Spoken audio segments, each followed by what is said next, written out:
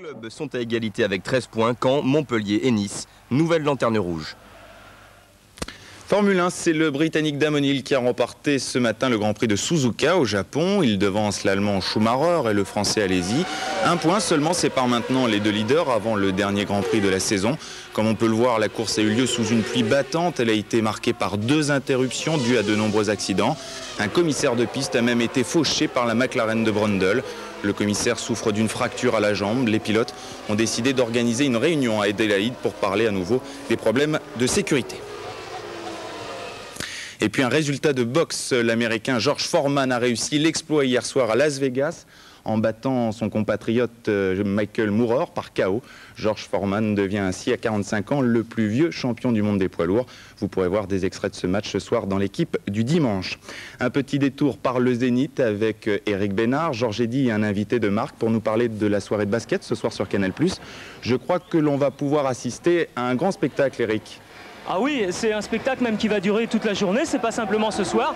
Le clou, ce sera à 18h15 évidemment entre l'équipe de France et la sélection américaine. Et puis toute la journée, parce que vous le voyez juste derrière, il y a les meilleurs joueurs de playground de France qui sont là. C'est-à-dire que durant l'été, ils sont tous affrontés dans des tournois 3-3, dans tous les coins de la France, à Bordeaux, à Lyon, à Montpellier, à Lille. Et puis ils sont là aujourd'hui pour les finales. Alors le clou du spectacle, c'est évidemment le match de ce soir, mais c'est également la présence, vous l'avez vu à côté de moi, de Karim Abdul-Jabbar. Georges, je vais vous passer le micro parce que vous parlez mieux américain que moi pour lui poser des questions. C'est l'une des plus grandes stars avec Magic Johnson et Michael Jordan de la NBA. Hein.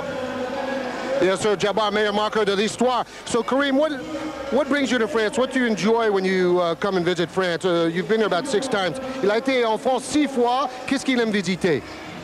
Well, I try to get a varied perspective on the country. I've been down to the south, and I've been to Paris several times, gone to a few museums, out to Versailles, down to Val de Loire. You know, just to see what is and enjoy myself.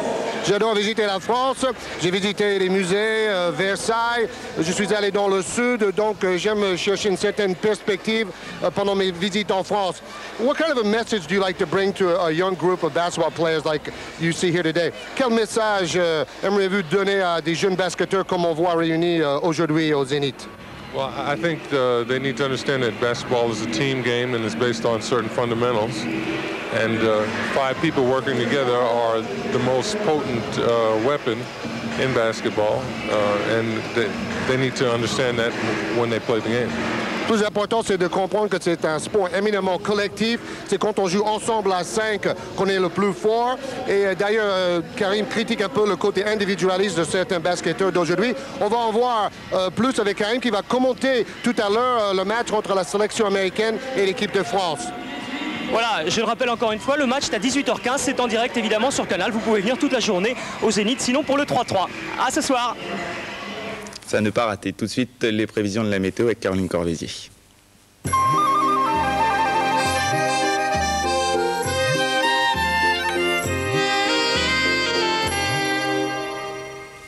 Eh bien, le plus gros des intempéries est passé sur le sud-est, sauf pour la Corse qui aura encore droit à des averses orageuses. Je vous propose tout de suite donc de passer aux cartes du temps.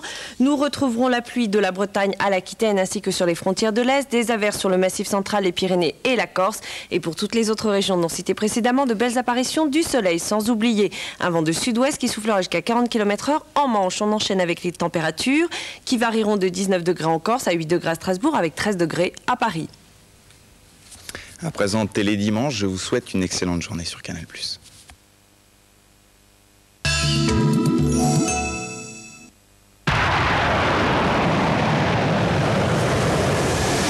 Le chauffage au degré près.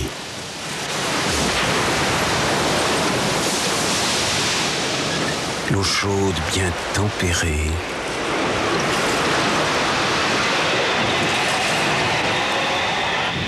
La cuisson réinventée.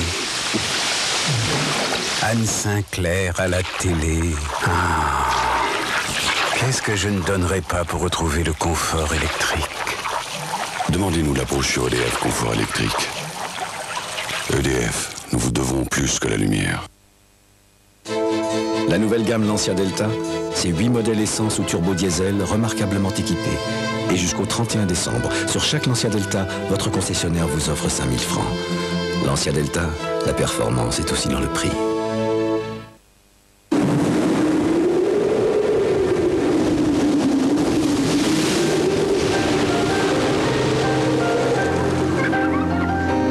Devinez qui est notre assureur. Zurich Assurance. Énergie présente. Madonna.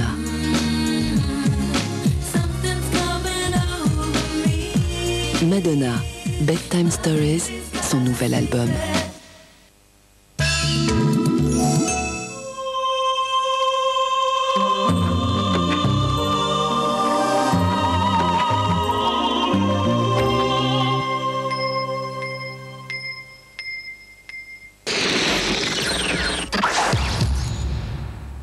Invité également de ce Télédimanche, Charles Bietri qui vient avec les premières images de son interview exclusive de Mike Tyson en prison aux États-Unis. Paul Amar qui arrive en taxi, auteur de L'œil de verre et auteur d'une virulente attaque contre la direction de France 2. Et puis, coucou c'est lui, Christophe de Chavannes à moto. Un petit bonjour, un petit coucou, c'est pour Monsieur Troisniseau que nous sommes là. C'est cela, oui. Il ne s'est pas encore exprimé depuis que son avenir s'est éclairci cette semaine. Il arrive comme d'habitude donc à fond la caisse. Marc-Olivier Fogiel, les scoops de Télédimanche, et on commence par 3 hommes et un couffin qui est d'abord un bon film. Et qui va devenir un sitcom pour France 2. Colline Serrault a en effet vendu les droits à la chaîne. Ça va être 26 fois 26 minutes. Ça pourrait bien remplacer Maggie le dimanche à 19h30. Envoyé spécial vers la 200e. Oui, et ça sera au mois de février. Et là, ce seront les téléspectateurs qui feront le programme puisqu'ils auront le choix entre tous les sujets qui sont passés dans les 199 épisodes précédents. Donc c'est eux qui composeront le programme du 200e numéro. Comme la Une est à vous de Guy Lux présenté par Bernard Gollet, mais sauf que c'est envoyé spécial. C'est pas Bernard Montiel non plus. Non, Ardisson. Thierry Ardisson. Il va peut-être revenir à la télévision, mais pas devant les caméras. Derrière, en tant que producteur, il va faire un pilote cette semaine avec Sophie Davant et Jean-Pierre Coff. Ça s'appelle Le Tribunal des gens. Et si ça se passe bien, ça va remplacer le jeu du midi de France 2, le jeu qui était présenté par Christian Morin. La 5e, c'est pour le 13 décembre. C'est pour le 13 décembre. Et tous les dimanches, il va y avoir une émission destinée aux sourds et malentendants. Ça sera présenté par Emmanuelle Laborie, elle-même sourde et malentendante. Et l'équipe technique qui fabriquera l'émission sera elle-même sourde et malentendante. Dominique Cancien. Dominique Cancien prépare une émission particulière autour de la Birmane Aung San Suu Kyi. C'est le prix Nobel 91 qui est assigné à résidence depuis longtemps dans son pays. Et l'émission a pour but de faire pression. Elle veut faire libérer Aung San Suu Kyi, Dominique Cancien. Merci, sur France 2. Merci Marco. Dans un instant, Charles Bietri et Mike Tyson. Puis Paul Amar. Là aussi, c'est des gants de boxe.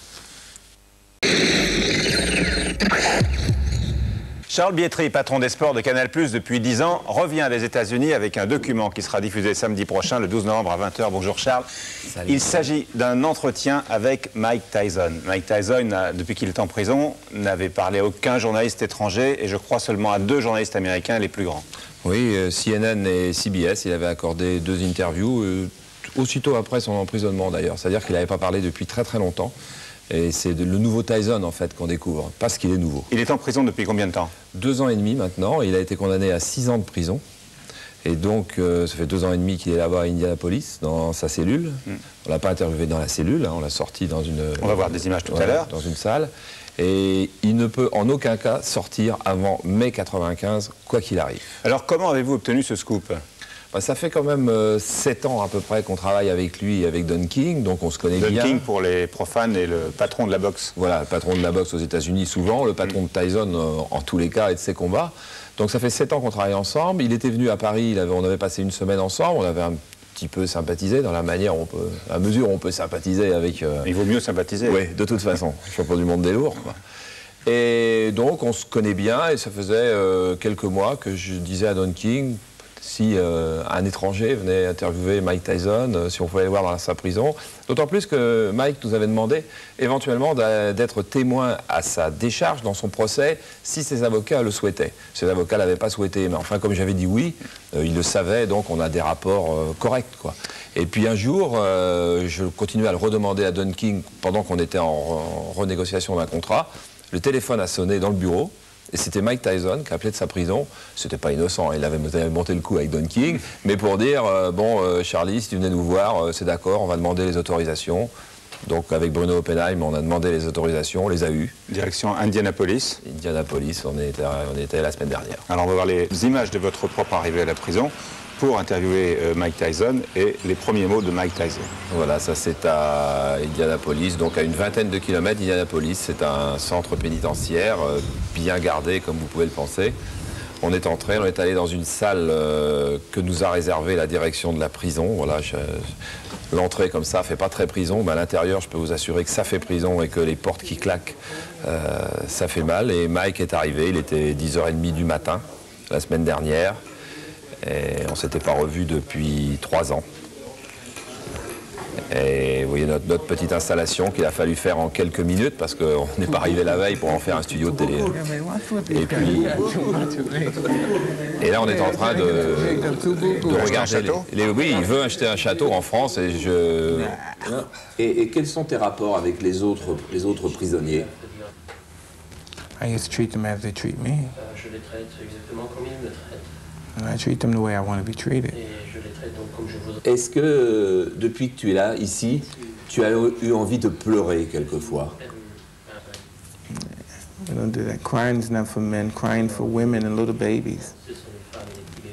Est-ce que tu vas reboxer en sortant? Yeah, I would like to do that. I'd like to do that. Pendant 3 ans, tu vas pas avoir fait de boxe, tu vas pas avoir remis les gants. Comment tu vas être en sortant? When I fight and step in the ring, I'll be prepared. I would never go in the ring unprepared again. It's just, I'm more mature now. At that time, in that stage of my life, you do things without thinking. And you go, many times you're successful, and you think you'll continue to do well, and sometimes you may win 10, but the 11th one may be the doozy. Est-ce que tu sais ce que tu vas faire à la première minute où tu vas passer la porte? I don't know. I'd like to come to Paris. If they let me, they won't let me come. On t'attend. Thank you, buddy. Thank you. All right.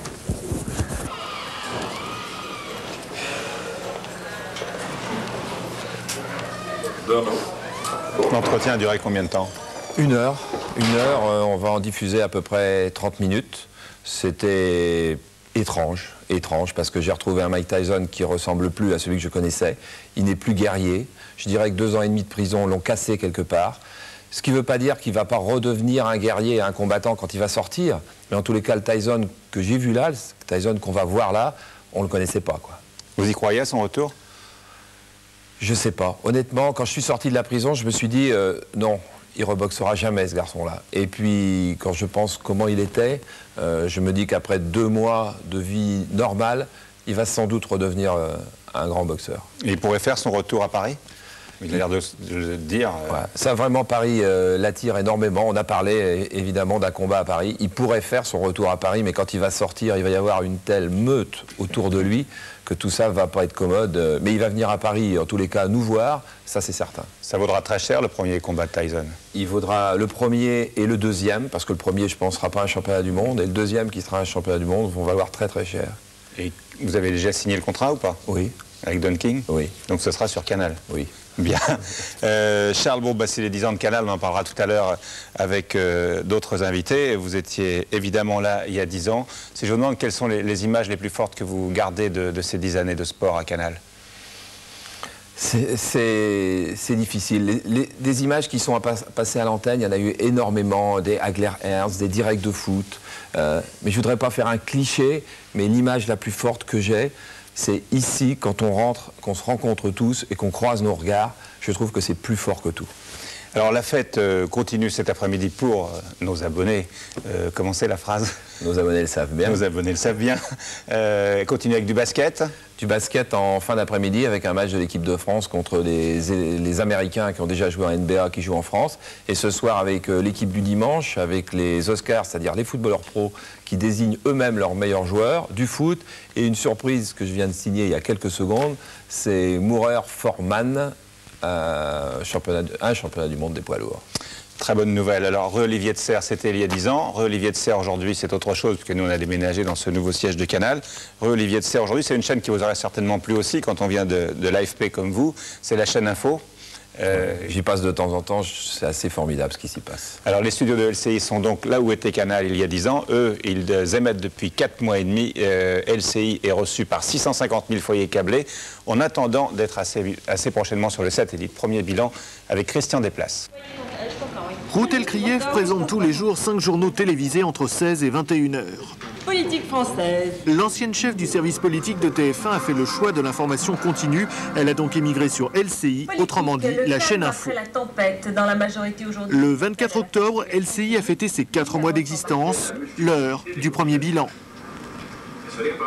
Moi, franchement, je suis assez satisfaite. Mais il n'est pas question de dire que l'objectif est complètement atteint. Sinon, qu'est-ce qu'on irait chercher dans les années qui viennent? Ce qui manque, mais je crois que c'est un peu normal, c'est qu'on n'a pas peut-être encore nos produits, on n'a pas encore nos enquêtes exclusives, mais on a des choses, on a des spécialistes qui ont sorti des informations. 19 heures de programme par jour, un journal toutes les demi-heures en alternance avec des interviews. LCI est actuellement reçu par 656 000 foyers câblés en France. À Paris, selon un sondage effectué dans 2 arrondissements, la chaîne Info a réussi sa percée.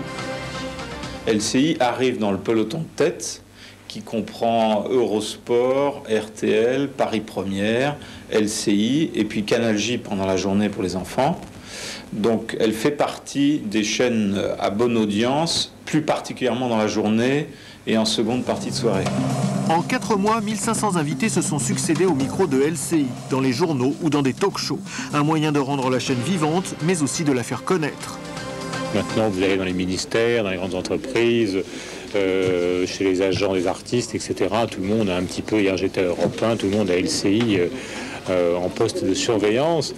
Et donc finalement, c'est devenu, en dehors des grandes chaînes classiques, c'est devenu un petit peu une chaîne de référence sur le plan du journalisme.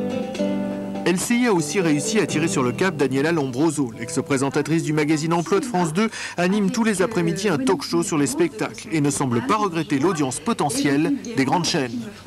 D'abord, la notion de service public n'existe plus vraiment sur France 2, peut-être un peu sur France 3, mais pas sur France 2.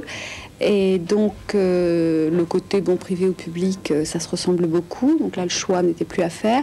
Et sur le fait d'avoir moins de téléspectateurs, je crois que ce qui est important, c'est de pouvoir faire des choses intéressantes. Et là, je crois que c'est un rêve, quand on est journaliste, de pouvoir faire 2 heures de direct par jour en recevant autant de monde et sur autant de sujets. Nous nous sommes transformés en machine à reformater les talents. Il y a un certain nombre de gens qui étaient vedettes, qui l'étaient moins, qui l'étaient plus, qui l'étaient un peu plus, un peu moins ces dernières années, et qui retrouvent une véritable personnalité sur la chaîne Info. Pour continuer à se développer, la chaîne Info ne peut compter uniquement sur le câble. Filiale de TF1, elle souhaite donc faire partie d'un bouquet de programmes par satellite, comme celui lancé par Canal+, Canal Satellite. Je veux dire, TF1 discute avec Canal+. Il y a donc une possibilité d'accord Canal+, TF1, que du côté de TF1, nous souhaitons très vivement. Donc LCI pourrait bientôt rejoindre le bouquet Canal Satellite. Nous sommes en train de discuter sur des formules de ce type, mais la discussion est en cours. Si l'accord est conclu, ce sont 160 000 foyers supplémentaires qui pourront dans quelques semaines s'informer à toutes les heures du jour ou de la nuit. Paul Amar, ex-présentateur du journal de 20h sur France 2, vient d'écrire un roman Œil de verre. Ce roman qui mêle politique et télévision. Bonjour Paul. Bonjour. Vous l'avez vous-même fait basculer d'une certaine façon dans la réalité, une réalité contestée par France 2 en attaquant ouvertement cette semaine Jean-Pierre Elkabbach, la direction de l'information de France 2. Vous l'avez attaqué sur Europe 1, puis dans Le Parisien. Alors pour ceux qui ne vous ont pas écouté et qui ne vous ont pas lu, est-ce que vous pouvez rappeler le contenu de ces attaques que vous avez livrées cette semaine? Je peux vous souhaiter d'abord un bon anniversaire à Canal+. Oui. Voilà, comme c'est un jour de fête pour vous, je ne voudrais pas trop assombrir cette belle journée pour vous, cette belle semaine, des 10 ans de Canal. J'ai été sollicité depuis plusieurs mois pour parler, par vous comme par d'autres médias. J'ai toujours refusé de le faire après mon départ de France 2 et même au moment de l'affaire des gants. Là, j'ai été sollicité à nouveau par Le Parisien, puis par Europe 1 pour parler d'Œil de verre. Ce roman que j'ai écrit avant mon départ de France 2. Et là, les journalistes qui font librement leur métier sur Europe 1, comme au Parisien, comme vous, m'ont posé des questions sur les circonstances de mon départ. Donc j'ai répondu simplement aux questions pour rappeler les circonstances et les raisons. Je veux bien vous reposer les mêmes questions pour avoir le même discours. C'est simplement rappeler ce que vous avez dit, car vous êtes livré à une attaque assez inhabituelle et violente contre la direction contre Elkabbach en particulier. J'ai simplement rappelé les raisons de mon départ. J'ai simplement dit qu'en 8 mois, de collaboration avec le nouveau PDG, donc Jean-Pierre Elkabbach, j'ai observé une dégradation de mes relations professionnelles avec le PDG dans l'exercice de mon métier qui était celui de présentateur. Voilà ce que j'ai dit. C'est-à-dire que... C'est-à-dire que autant de Hervé Bourges, comme autant de Philippe Guillaume, comme autant d'autres PDG, comme autant de Dominique Alduy, où je présentais le 19h, puis le 20h sous Hervé Bourges, qui m'a recruté à France 2, la rédaction, avec la direction de la rédaction, et le présentateur et les rédacteurs en chef, choisissaient librement leurs invités politiques. Et ça veut dire que depuis plusieurs mois, de plus en plus souvent, Jean-Pierre Elkabbach et Jean-Luc Manot, le directeur de l'Info, imposait des invités politiques de droite ou de gauche d'ailleurs à la rédaction en chef ou au présentateur que j'étais. Voilà ce que ça veut dire. Est-ce que ça allait jusqu'à ce que, enfin, vous pouvez confirmer que pendant le journal, on souffle des questions au présentateur dans l'oreillette qu'il a? Pas moi, mais à plusieurs reprises, de nombreux témoins m'ont dit qu'effectivement, il est arrivé que le PDG, mais il est journaliste, vous savez, il est toujours journaliste, il a lui-même interviewé le président de la République, que le PDG se trouve en régie pour poser quelques questions. J'ai cru comprendre que ça blessait Étienne Lénart. J'ai pas du tout voulu tenir ses propos à son égard. Au contraire, j'ai dit à Étienne Lénart qu'il était un bon et un excellent journaliste. Alors Jean-Luc Manot vous a répondu à Europe, toujours dans l'émission Mon Oeil, mais c'était après votre passage, en contestant absolument tout ce que vous avez dit. Vous dites le jour où vous prétendez que Jean-Pierre Elkabbach a soufflé des questions dans l'oreille de Lénart pour Jacques Chirac, Elkabbach était dans le train, etc. etc. J'ai pas cité de date sur Europe 1. J'ai pas cité de date, j'ai pas parlé de la soirée par exemple des élections européennes, non? Bien. Est-ce que vous pensez que c'était qu'il fallait faire ça aujourd'hui? Pourquoi l'avez-vous fait aujourd'hui et pourquoi ne l'avez-vous pas fait au moment de votre départ? Je ne l'ai pas fait au moment de mon départ parce qu'à l'époque, j'étais blessé. J'étais blessé, pas du tout parce que je partais, pas du tout parce que je ne présentais plus le 20h, vous savez, la vie. J'étais blessé à cause des conditions de mon départ, à cause de la diabolisation d'un geste que j'ai commis, les fameux gants lors du débat qui m'a été imposé, tapis Le Pen. À cause de ce, j'ai employé le mot, ça a pris la forme de lynchage, comme ça, c'est devenu une affaire nationale, parce que j'ai eu une faute de goût face à Tapie et Le Pen qui m'avait été imposé. On a le droit dans sa vie professionnelle d'avoir un jour une petite faute de goût face à deux hommes comme ça, non? Et donc j'ai été tellement blessé que je me suis retiré sous la tente. J'ai pas parlé. Mais avant cet événement-là, vous ne vous êtes jamais senti menacé? Ouf! Avant cet événement-là? Avant l'histoire des grandes boxes. Il y a eu plein d'incidents qui sont avérés, que la rédaction de France 2 connaît d'ailleurs parfaitement. Il y a eu un acte de censure précis auquel j'ai résisté en février. Lequel? Bon, je réponds à vos questions. Début février, je présentais le 20h, la nouvelle direction était arrivée. À 8h moins 20, Jean-Luc Manot vient me voir en présence de témoins et de journalistes notamment, pour me demander de ne pas diffuser une nouvelle sur une ouverture d'une information judiciaire contre X à Grenoble. J'ai dit qu'on ne faisait plus ça aujourd'hui, que depuis 10 ans on était libre. Et c'était le jour d'ailleurs où on consacrait 5 minutes du Canard à l'affaire du sang contaminé. Et bon, il y a eu une discussion assez forte, en présence de témoins, plusieurs témoins notamment, et on a diffusé la nouvelle, et le lendemain, j'ai été convoqué par le délégué général, Patrick Clément, qui d'ailleurs officiellement ne s'occupe pas d'information, et qui a menacé de me virer si je recommençais. Alors, on est allé voir vendredi, à l'heure du déjeuner, à la rédaction de France 2, où les portes nous ont été ouvertes.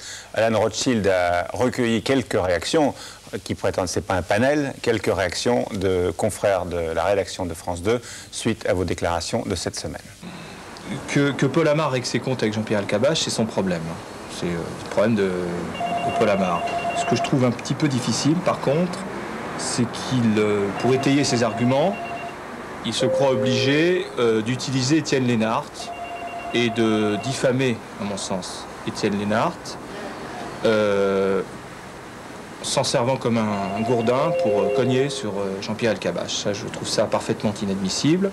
Sur ses propos sur la rédaction et sur l'information à France 2, bon, il est libre de dire ce qu'il veut. Moi, ce que j'ai trouvé vraiment pas bien, c'est d'attaquer un confrère et de dire du mal d'Étienne Lénart. Ça, je trouve que c'est vraiment pas correct, quoi. Ce qui est vrai, c'est quelquefois il y a des choses qui se décident entre 18h et 20h. C'est vrai qu'on se dit, tiens, aujourd'hui celui-là est en situation, toc, on l'invite. Et à ce moment-là, c'est pas forcément le grand débat pour savoir, avec toute la rédaction, si il est opportun d'inviter un tel ou un tel. Ça se fait quelquefois en petit comité, c'est vrai.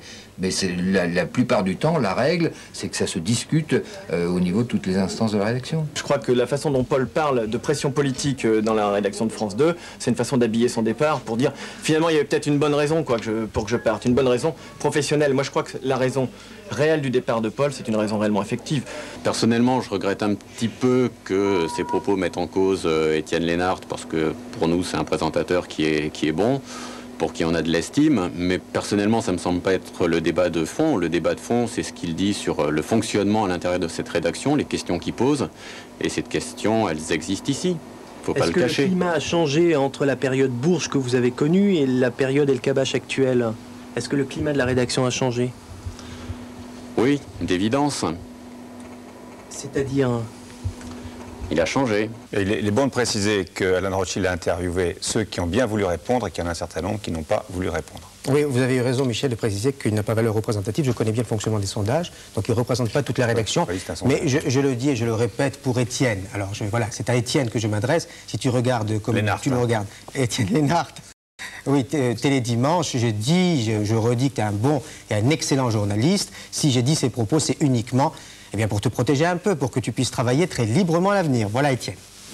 Alors la différence entre TF1 et France 2 au niveau du journal, c'est qu'à TF1, le présentateur est patron du journal, Poivre est rédacteur en chef, et qu'à France 2, ça fonctionne de façon collégiale et en même temps hiérarchique. C'est-à-dire que le présentateur n'est pas patron du journal. Non, pas du tout, il ne l'a jamais été. Moi, je ne l'ai jamais été au temps de Bourges, soyons clairs. Je partageais la responsabilité du journal avec Christian Guy, qui en était le rédacteur en chef, sous l'autorité d'Alain Danvers. La différence fondamentale, j'aime ce que dit Philippe Boissry, la différence fondamentale, c'est qu'Hervé Bourges ne nous a jamais téléphoné pour nous imposer quiconque.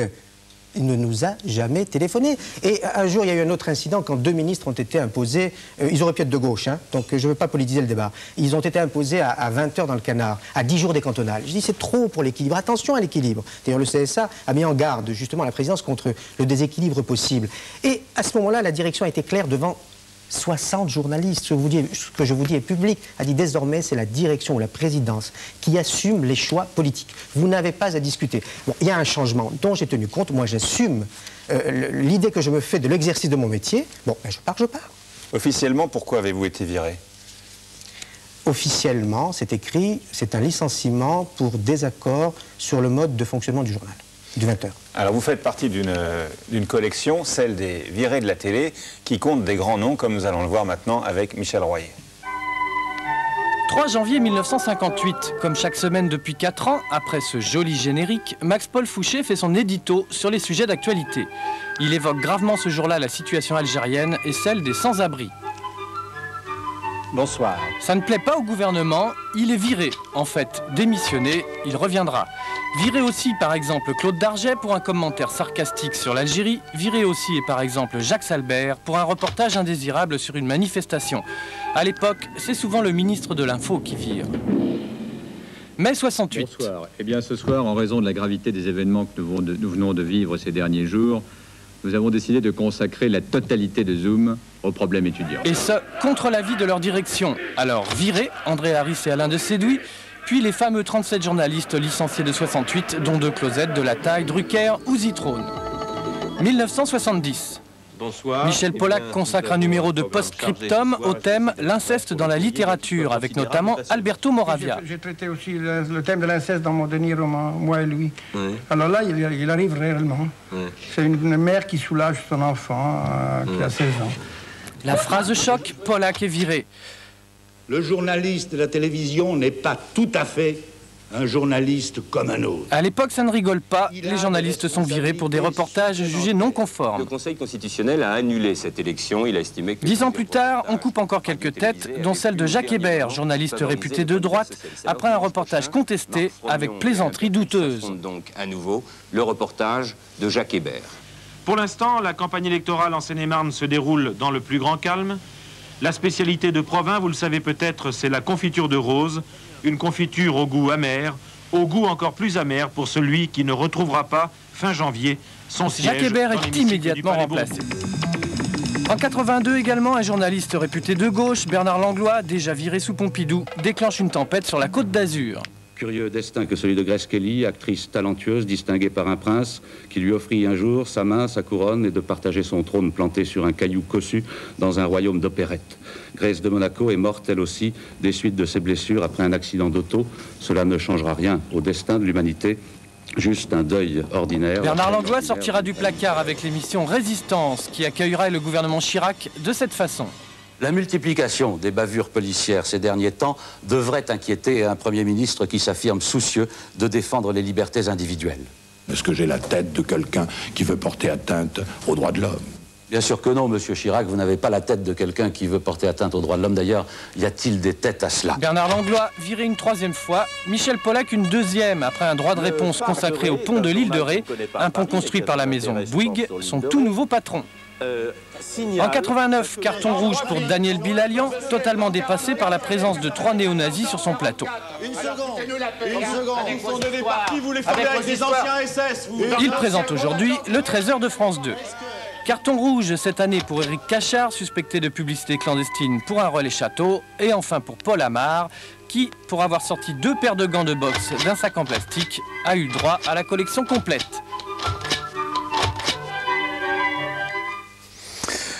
Bien, pour être... J'ai eu la totale. Beaucoup des virés qu'on a vus dans ce reportage de Michel Royer sont revenus. Vous n'êtes pas vraiment totalement parti de la télévision, puisque vous êtes sur TV5. Et on parle de vous pour la 5e, qui va démarrer le 13 décembre. La 5e qui émettra sur le même canal qu'Arte, donc jusqu'à 19h, qui sera une chaîne de la culture et de la connaissance. Info, intox, rumeur... C'est moi qui vous pose la question. Non, info ou rumeur? Ah ben non, je n'ai pas la réponse pour l'instant. Projet? Non, je ne sais pas ce que je vais faire. Contact? Je ne sais pas ce que je vais faire, je suis en état transparence. Contact ou pas contact? Vous m'avez invité pour un livre, hein, gentiment, donc je suis venu surtout pour parler du livre.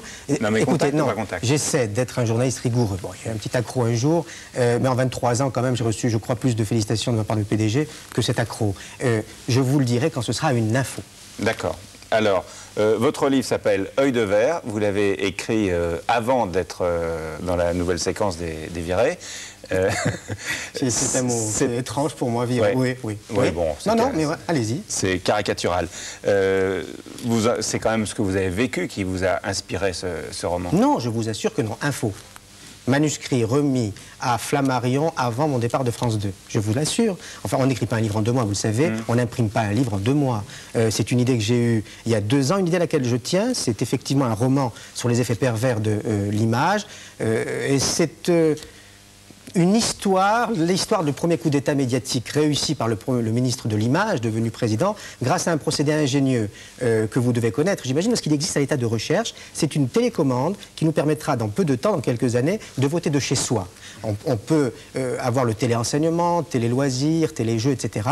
Et bien peut-être demain, il y aura la télépolitique. Donc on aura peut-être un jour, de chez soi, la possibilité de voter pour ou contre la peine de mort, ou pour ou contre tel ou tel homme politique. Pour ou contre tel ou tel présentateur du 20h. Exactement, il pourra se faire zapper, mais cette fois par les téléspectateurs et pas par un prince. Ce sera la chute, donc c'est chez Flammarion. C'est une bonne pub pour votre bouquin, toutes ces histoires? Écoutez, entre le chaume-du, comme dit gentiment Philippe Aubert, et puis cette pub, je pense que... Hein. D'accord. Dans un instant, Christophe de Chavannes, donc, qui a failli être dans la même rubrique quelques jours, il a été dans cette même rubrique pendant quelques jours, et qui revient, et puis ensuite Pierre Lescure, Alain Degrève pour les Lisans de Canal. Merci. Merci. Christophe de Chavannes était là il y a 10 ans au démarrage de Canal+, qui correspond à son démarrage à la télévision. Bonjour Christophe, vous étiez peut-être là, si vous voulez bien. Et 10 ans plus tard, à un jour près, vous avez été donné comme mourant alors que vous êtes en pleine forme. Tout est allé très vite cette semaine entre vous et TF1. Et pour se terminer par une bonne nouvelle pour vous. Pour se terminer par une bonne nouvelle probablement pour tout le monde. Enfin, quand 2 entreprises en désaccord arrivent finalement par trouver un accord, tout le monde est satisfait. Donc oui, la nouvelle est bonne, elle est bonne en général. Alors la décision qui a été prise, qui a été annoncée jeudi soir communément par TF1 et par vous, est, vous revenez à l'antenne en janvier, à 19h. À 19h, tous les jours, à partir du 30 janvier jusqu'au 30 juin 95 au moins. Et... c'est la question, pardon? Oui, c'est ça, oui. C'est la bonne réponse. C'est la réponse à la question. Ah bon, d'accord, donc j'arrête. Donc je continue ma collaboration. Mais ça a été très très chaud avant d'en arriver là. Ça a été bien tiède. Oui. Ouais, oui, parce qu'il y a eu des soucis, des désaccords, et que j'ai tenu, ça va faire un peu pompeux, mais c'est un peu la vérité, j'ai tenu à ce que le travail que je fais, l'équipe que je dirige et ceux qui m'entourent soient respectés, et y compris moi-même. Et j'ai eu un problème à un moment donné où j'avais pas vraiment le sentiment qu'on était respecté pour ce qu'on faisait, et donc j'ai tenu à aller au bout de ce que je pouvais faire pour finalement qu'on me considère, qu'on soit considéré. Est-ce que vous avez plus réagi en star de télé ou plus, ou en vedette de télé, ou plus en chef d'entreprise? Enfin, pas évidemment, mais j'ai réagi en chef d'entreprise et puis en homme aussi, parce que il y a le chef d'entreprise que je suis, et puis il y a l'individu que je suis, et qui a du mal à être maltraité de manière unilatérale. Enfin, je veux dire, il faut que les choses soient équilibrées dans la vie. Et il n'y a pas de raison que tout d'un coup, un homme soit brutalisé sans avoir à répondre ou sans avoir à rien dire. Donc c'est l'homme, et puis c'est aussi le chef d'entreprise, car je suis un homme responsable de collaborateurs, responsable de salariés, responsable d'une entreprise, et puis responsable de notre travail. Donc c'est un peu tout ça qui a fait que j'ai voulu qu'on arrive à un accord. Alors vous êtes allé 2 fois au palais de justice, que vous n'étiez pas arrivé souvent dans votre vie? Jamais. Jamais. Et la deuxième fois... Mon métier c'est la télé, c'est pas les procès. C'était jeudi, et nous étions à la sortie, comme nous étions déjà pour votre premier rendez-vous. Et là c'était une conciliation, comment on appelle ça? C'était sortie Patrick Lelay d'Étienne Moujotte, puis la vôtre. C'était une audience devant le vice-président de la première chambre de Paris, donc c'était quelque chose de très sérieux. D'ailleurs, enfin, depuis le début, c'est très sérieux, c'est pas pour jouer. Et ça s'est passé, ça a été un face-à-face entre 2 parties, face à un président qui est donc juge. On a trouvé des accords et on va pouvoir travailler. Quand à l'antenne, on travaille? La dépêche du tout. Trop clair. Je reste encore 2-3 ans. Même là, vous déconnez. Là, j'ai fait me faire casser 2 dents, donc... non, mais je déconne, c'est pas que je déconne, c'est que j'ai une sale tronche quand même. Mais je vais mieux, parce que ce combat qui n'est pas le mien, je suis pas entraîné pour ça, et puis c'est surtout pas le but de ma vie, cette difficulté, en tout cas, est terminée, et se termine dans le sens où je voulais qu'elle se termine. Vous connaissez la plaisanterie qui courait à TF1. Depuis la rentrée, on disait de Chavannes, c'est au tribunal qu'il a fait sa meilleure audience. C'est bien couillon, mais c'est drôle. D'accord. Alors, vous allez revenir à 19h, vous allez refaire Coucou, c'est nous. Là, je vais vous dire, j'ai eu un peu la tête prise ces quelques dernières semaines, car depuis la rentrée, c'était pas facile. Donc il va falloir que je m'y mette vraiment, et il va falloir que je décide véritablement si je reviens avec un Coucou c'est nous, évidemment différent, avec des choses nouvelles qu'on a envie d'apporter. Est-ce que ce sera quelque chose d'autre? Pour l'instant, je sais que je reviens à 19h le 30 janvier, et les 3 mois qui nous ont été alloués sont faits justement pour qu'on puisse se détendre un petit peu et travailler en sérénité. Alors on va écouter maintenant la réaction c'est pas facile à dire. On va écouter maintenant la réaction d'Étienne Moujotte, vice-président de TF1, recueillie par François Hubert Rodier. Il y avait eu un problème. Autrefois, dans les familles, on disait un pépin. On a eu un pépin ensemble. On l'a résolu. Et comme dans toutes les familles, il y a des moments où le ton monte, un peu plus haut qu'on ne voudrait. Et puis après, on se retrouve. Donc on s'est retrouvés. Et on va même se retrouver vraiment au mois de janvier, puisque Christophe reviendra à 19h. Tout est bien qui finit bien. Tout le team, ça a été que 4 numéros. Si on lui avait laissé plus le temps de s'installer, peut-être que... Mais attendez, on reprend en janvier à 19h,